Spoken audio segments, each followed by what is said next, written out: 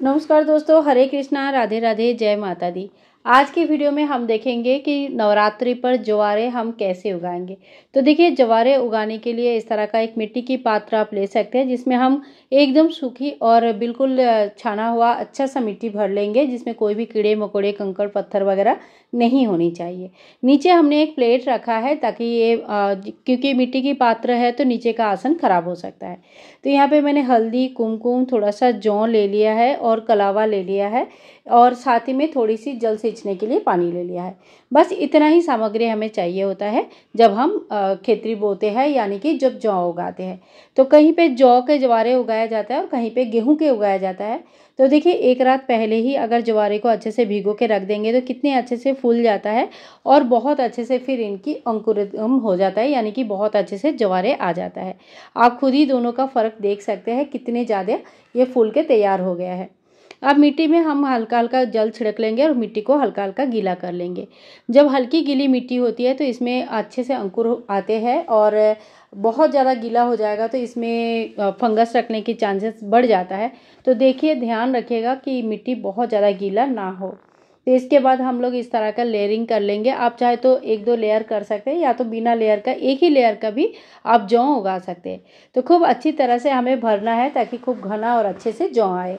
और इसके ऊपर से सूखी मिट्टी थोड़ी सी हल्की हल्की करके हम छिड़क के इस ऊपर से हल्का सा ढक देंगे। हाथ नहीं लगाना है, तो फिर मिट्टी नीचे चली जाती है और फिर से जौ ऊपर दिखने लगते हैं। तो कुछ इस तरह से हम लगा देंगे मिट्टी ऊपर से, और बहुत ज़्यादा मिट्टी भी नहीं डालनी है ताकि जौ एकदम दब ना जाए। अब इसके जब हम जौ को बो लेते हैं उसके बाद हमें कलावा बांधनी होती है। तो कभी भी अगर मिट्टी के जो पात्र में हम जौ उगाएंगे, इसको खाली नहीं छोड़ा जाता है।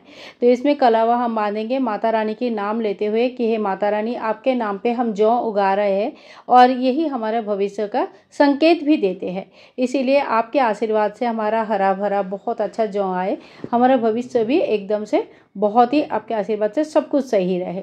तो इस तरह से हम लोगों ने कलावा बांध देंगे, और इसके बाद हमें जो पात्र हमने लिया है उनकी पूजन करनी है। पूजन करने के लिए सबसे पहले हम रोली का टीका लगाएंगे। माता रानी की पूजा में लाल रंग का बहुत ज़्यादा महत्व होता है।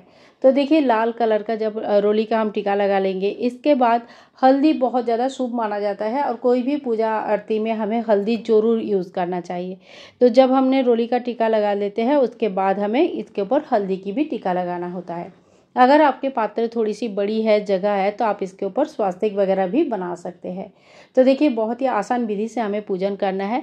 और सबसे पहले जब हम चौकी लगाएंगे ना, तो उससे पहले ही हमें जौ बो के इस तरह से तैयार कर लेनी है, ताकि जब हम चौकी लगाएंगे तो आराम से हम चौकी में कलश स्थापना कर सकते हैं। ज्वारे जो उगाए हैं ये भी रख सकते हैं। जौ के ऊपर अगर आप कलश स्थापना करते हैं तो माता रानी के राइट हैंड साइड में, यानी कि शेर का फेस जिधर है उस साइड में रखना होता है। और अगर आप कलश अलग रख रहे हैं और जौ अलग रख रहे हैं, तो फिर आप कलश को माता रानी के राइट हैंड साइड में रखिए और जौ को लेफ्ट हैंड साइड में या राइट हैंड साइड किसी साइड में भी रख सकते हैं। तो देखिए, इसी तरह से हमारा बहुत अच्छी तरह से हमने पात्र को पूजा भी कर लिया, सजा भी लिया। आह्वान करेंगे, हे माता रानी, आप आए, कृपया हमारा पूजा ग्रहण करें। तो इस तरह से हम जौ उगा लेंगे। अगर आप नीचे ज़मीन पे अगर जौ उगा रहे हैं तो फिर इनको थोड़ी सी ढक के रख देना रात के टाइम पे, क्योंकि चूहे वगैरह खा लेते हैं। और अगर आप ऊपर कहीं करें, थोड़ी सी आसन दे के ऊपर बनाया है अपना माता रानी की दरबार, तो फिर ढकने की ज़रूरत नहीं है, क्योंकि ढकने से कभी कभी फफूंद, यानी कि थोड़ा सा जो फंगस वगैरह होता है वो लगने के चांसेस होता है। तो इसी तरह से हमें बहुत ही आसान विधि से हम जौ बो लेंगे। सो फ्रेंड्स, नवरात्रि के टाइम पे इसी तरह से ज्वारे उगाया जाता है। आप चाहे तो ज्वारे उगा भी सकते हैं, इस पार्ट को स्किप भी कर सकते हैं। बिल्कुल सरल विधि से भी पूजन हम कर सकते हैं। इसकी सारी वीडियोस चैनल पर आ चुकी है। आज के लिए इतना ही, मिलूंगी नेक्स्ट वीडियो में। तब तक के लिए राधे राधे।